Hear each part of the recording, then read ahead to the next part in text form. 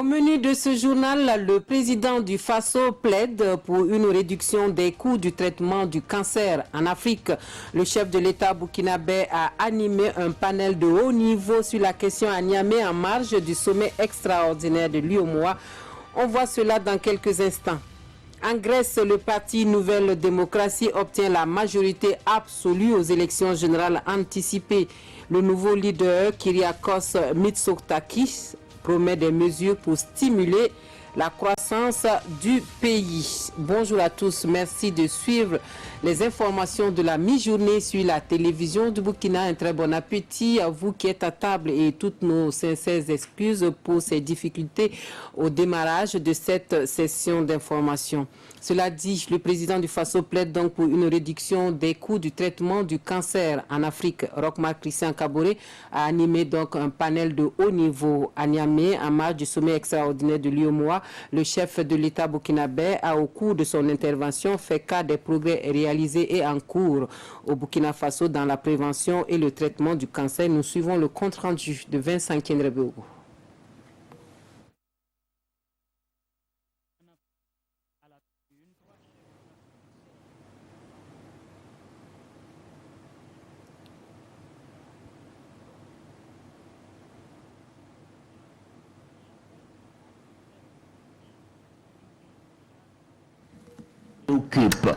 Pour le président du Faso, des efforts au palais des congrès de Niamey, un panel de haut niveau sur le cancer en Afrique. À la tribune, 3 chefs d'État se succèdent. Mahamadou Issoufou du Niger, Idriss Déby Itno du Tchad et Roch-Marc Christian Kaboré du Burkina Faso, chacun pour dire quels efforts sont faits dans son pays pour une prise en charge de cette pathologie qui préoccupe. Pour le président du Faso, des efforts, le Burkina Faso en a fait avec des initiatives et des mesures concrètes pour faire face au cancer. Un certain nombre d'avancées ont été faites dans notre pays. Premièrement, d'ici le premier trimestre de l'année 2020, le centre de traitement du cancer et l'unité également qui va s'occuper de la radiothérapie seront mises en place au Burkina Faso, ce qui nous permettra de traiter ces questions au plan local. Deuxièmement, nous avons également pris des mesures concernant la lutte anti-tabac par l'étiquetage des paquets pour permettre également que cette lutte qui contribue également, parce que vous savez que le cancer également, c'est également la consommation de tabac, et que nous puissions renforcer nos législations à la matière et faire en sorte que dans nos pays, on puisse moins fumer. Troisièmement, je voudrais dire également qu'avec l'Union internationale des télécommunications est mis en place un système de sensibilisation via, je dirais, les téléphones. Je voudrais ici lancer également un appel pour qu'au niveau de l'Union africaine, nous puissions constituer un solide lobby pour amener justement les laboratoires à pouvoir réduire les prix des produits allant dans le sens du traitement du cancer. Plusieurs épouses de chefs d'État du continent présentes à ce panel poursuivent les échanges. Parmi elles, Sika Kaboré du Burkina Faso, considérée comme une championne dans la lutte pour la santé de la femme à travers la fondation Kimi. Il y a également le message de l'engagement solidaire pour lutter contre cette maladie qui consiste à demander que les patients atteints de cancer puissent être traités dans tous les pays africains où on dispose des plateaux techniques suffisants dans les mêmes conditions que les nationaux, c'est-à-dire sans discrimination. C'est une première et nous sommes très fiers d'avoir pu participer à un tel événement. Ce panel de haut niveau est organisé par le gouvernement nigérien, soutenu par l'OMS et sur initiative de la première dame du Niger. Voilà, un panel de haut niveau donc sur les questions de cancer en Afrique à ce sommet extraordinaire de l'Union africaine à Niamey. Et pour poursuivre ce journal, une session spéciale ce jour à l'Assemblée nationale sur la prolongation de l'état d'urgence au Burkina Faso. La mesure doit concerner plusieurs provinces à l'intérieur des 13 régions du pays. C'est la 3e session spéciale de l'année qui s'ouvre ce matin donc à l'hémicycle. En politique, l'Assemblée générale du MPP à Toma, ce samedi, une délégation du bureau national du parti majoritaire est allée à la rencontre des militants et sympathisants dans le Nayala pour parler de la vie du parti et des élections de 2020. La rencontre permet de confirmer le renouvellement des structures à la base. Reportage Serge Somda, Karim Ouedraogo. Les membres des nouveaux bureaux des sections et sous-sections du mouvement du peuple pour le progrès dans le Nayala sont officiellement installés. Et c'est au cours d'une assemblée générale ici à Toma. La mise en place des structures nous a permis de redynamiser en tout cas les anciennes structures et de faire adhérer encore vraiment de nouveaux membres. Par le passé, le nombre était réduit, mais avec les nouvelles mesures, en tout cas un très grand nombre en tout cas qu'on a pu coopter dans les bureaux. Et ça a donné encore beaucoup plus d'envergure au parti. Au cours de cette assemblée générale, militants et délégations du bureau exécutif national ont échangé sur la vie du parti et les stratégies pour les élections à venir. C'est un message de cohésion, de remobilisation, de confiance au parti qui conduit dans un cadre démocratique aujourd'hui avec les impératifs de la démocratie qui sont la tolérance mutuelle et le respect des institutions.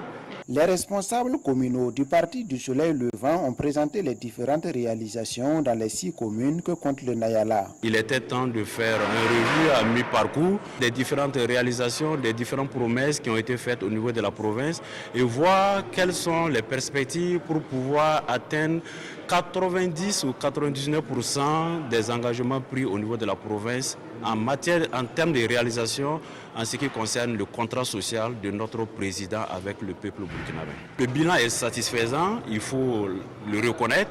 Il y a des efforts qui sont faits. Chaque maire, chaque commune est passée pour faire le bilan. Cela dénote de l'engagement de tout un chacun pour pouvoir accompagner le système. Selon l'honorable député Noël Toué, le MPP se porte bien dans le Nayala, en témoigne cette mobilisation de ses militants. L'UNIR-PS qui sonne également la mobilisation des troupes dans les Banwa pour une assemblée générale à Solenzo. L'Union pour la Renaissance Parti Sankariste installe pour l'occasion le président fédéral en la personne de Ousmane Guira, chargé de conduire les destinées du parti dans la province. Reportage Yves Rwamba, Claude Ouedraogo, Karim Ouedraogo. Désormais, Ousmane Guira est le président fédéral de l'UNIR-PS dans les Bawa. Maître Benouene Sanisla Sankara, président du parti, accompagné d'une forte délégation, a installé le premier responsable provincial devant plusieurs militants venus de différents villages des Bawa. Il doit tenir haut l'étendard du parti, de l'œuf, de l'UNIR-PS. Il doit être un rassembleur. Il doit aussi, avec nos alliés du MPP, travailler à ce que dans les Banwa, il y ait, en tout cas de notre point de vue, la réalisation concrète de tout ce que le PNDS a prévu, parce que les populations attendent surtout des signes forts dans les changements. Après son installation, Ousmane Guira a promis de travailler en intelligence avec le coordinateur régional ainsi que les membres du bureau afin d'élargir la base sociale du parti. Un sentiment vraiment de militantisme, un sentiment d'engagement, de pouvoir accompagner l'ensemble des acteurs politiques qui luttent dans le sens du développement de notre cher Burkina Faso. À cette occasion, le président du parti de l'œuf a participé à une course cycliste féminine. Il a aussi rendu une visite de courtoisie au chef de canton de Solenzo. Autre actualité, et nous revenons à Ouaga où 500 MP30, tous aptes à l'emploi et à l'auto-emploi. C'est la cuvée 2019 de l'Institut international de management qui met les petits plats dans les grands pour la sortie de cette promotion qui prend pour nom de baptême Assalfo, du nom du leader vocal du groupe musical à succès Magic System. Et comme parrain, le président de l'Assemblée nationale burkinabé Alassane Bala Sakandé. Voici donc pour vous la cérémonie de sortie de promotion hier dimanche en son et en images avec Oscar Soulama et Omar Zombri.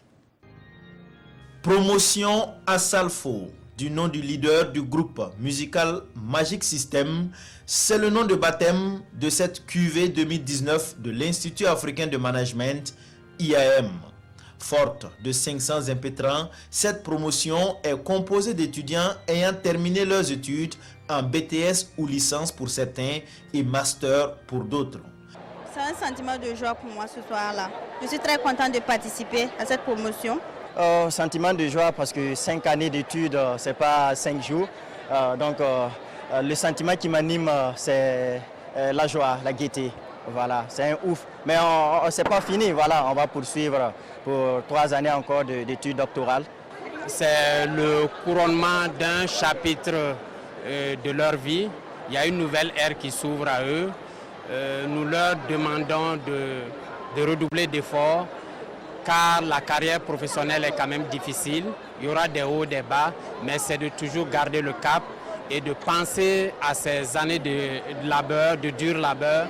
Ils vont relever le défi. Le parrain de la promotion, Salif Traoré, alias Assalfo, partage avec ses filleuls l'histoire de Magic System. Des débuts difficiles, sanctionnés parfois par des échecs, mais leur détermination les a conduits au succès. Bref, l'histoire de toute une vie pour en inspirer d'autres. C'est parce que nous étions déterminés que nous sommes arrivés à faire ça. De prendre le transport à la liste simple, d'arriver et qu'on dit David n'est pas là, de dormir là pour attendre le matin pour partir, de descendre en studio pour chanter malgré la maladie. C'est parce qu'on était déterminés. Après, on peut être déterminé, mais si on n'a pas la persévérance, la détermination finit par s'exténuer. Il faut persévérer, il faut aller jusqu'au bout. Le patron de la promotion, quant à lui, annonce des présents pour les 32 majors de la cuvée. De l'Assemblée nationale, en tout cas, proposer à l'IAM d'offrir 32 tablettes aux majors de l'IAM. Plutôt que d'attendre des emplois rémunérés, le président de l'Assemblée nationale, Alassane Bala Sakandé, invite les étudiants en fin de formation à entreprendre et à être leur propre patron. 12 bourses d'études d'une valeur de 240 000 francs, dont 8 aux étudiants de IAM Ouaga, ont été offertes par la République populaire de Chine. Bravo donc aux impétrants de l'Institut africain de management. Nous poursuivons notre journal avec la caravane pour l'accélération de l'élimination du mariage des enfants qui est en branle depuis Léo pour sillonner le pays avec le message porté par l'UNICEF et ses partenaires. Ne m'appelez pas madame, c'est le slogan véhiculé par la caravane et qui a le soutien des autorités à son lancement. Reportage Konsoun Koulibaly, Caroline Ouari. Pari tenu pour l'UNICEF et ses partenaires engagés pour l'accélération de l'abandon du mariage des enfants au Burkina. La ville de Léo, dans la Sicile, abrite effectivement la caravane contre le mariage des enfants comme annoncé. Une tribune offerte aux plus hautes autorités de la ville pour crier haro sur un phénomène qui n'a que trop perturbé leur sommeil, selon les faits et les chiffres. Seulement pour cette année 2019, 9 cas de filles arrachées de l'école pour le mariage ont été signalés. Les cas non signalés sont légion. Au commissariat de police de la ville, l'on ne sait parfois pas trop comment traiter de ces affaires, tellement les imbrications socioculturelles sont très fortes. Dans les sociétés où il existe quand même une tradition d'endogamie, le phénomène est moins perceptible. Et tant qu'il n'y a pas de dénonciation, où il n'y a pas de plainte, il est très difficile pour nous de nous imprégner de la situation. Qu'à cela ne tienne, aussi bien à Léo qu'à Bobo Dioulasso, à Fada, à Kaya et à Ouagadougou, le message restera le même. Plus aucune fille de moins de 18 ans contrainte au mariage. Un credo repris en refrain par l'artiste musicien Smarty, porte-voix de cette sortie de l'UNICEF contre le mariage des enfants au Burkina. Et le roi de Tinkorogo qui reçoit l'écharpe symbole du prix de champion en lutte contre le mariage d'enfants et la scolarisation de la jeune fille Naba Djigempole de Zungrantenga, distinguée pour ses actions en faveur de la paix et de la promotion de la femme. Le Dima de Zungrantenga a été ainsi distingué au cours du forum des leaders religieux et coutumiers. Reportage Aruna Kabore et Mahamadi Wedraogo. Après des années d'action de lutte en faveur de la promotion des droits des femmes et des jeunes filles, Sa Majesté Naba Djigempole de Zungrantenga voit ses efforts magnifiés.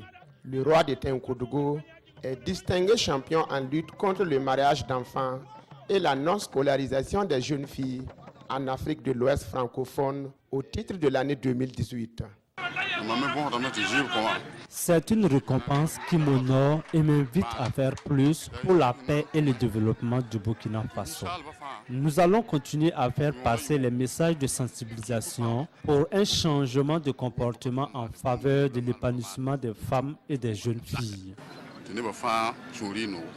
Ce sont les personnes influentes de la société qui peuvent vraiment apporter un changement fondamental et qui peut vraiment nous amener à être de vrais Burkinabés. L'œuvre est de l'Union des religieux et coutumiers du Burkina pour la santé et le développement par le biais de son projet Autonomisation des femmes et dividendes démographiques au Sahel. Sa Majesté nous a toujours accompagnés à travers ses conseils, à travers ses actions.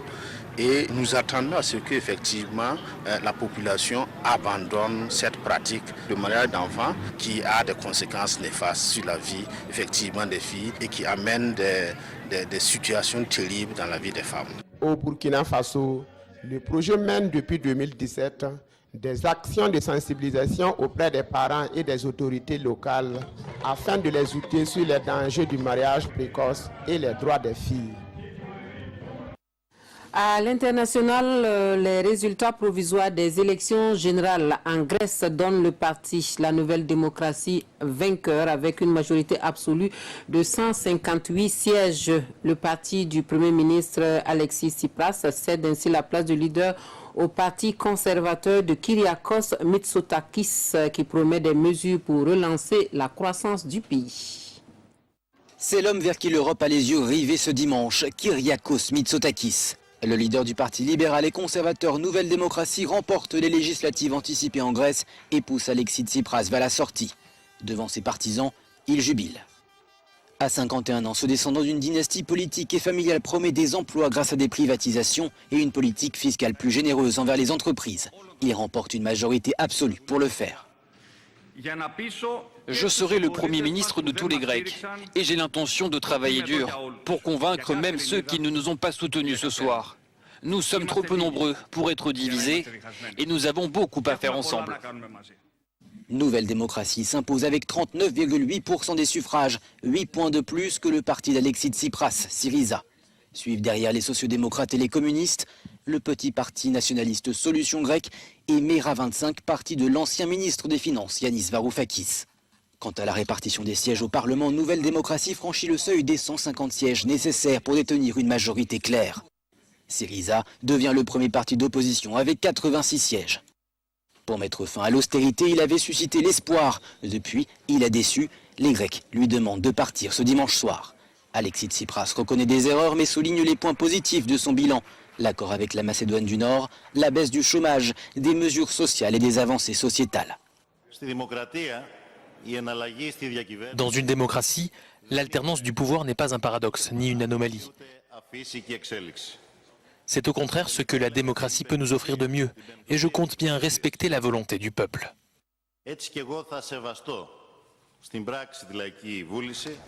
Alexis Tsipras promet de reconstruire le parti pour devenir une opposition, je cite, plus mûre et plus expérimentée. Il a dit vouloir analyser son action, mais regarder vers l'avenir, un avenir en Grèce qui, selon lui, ne se fera pas sans Syriza.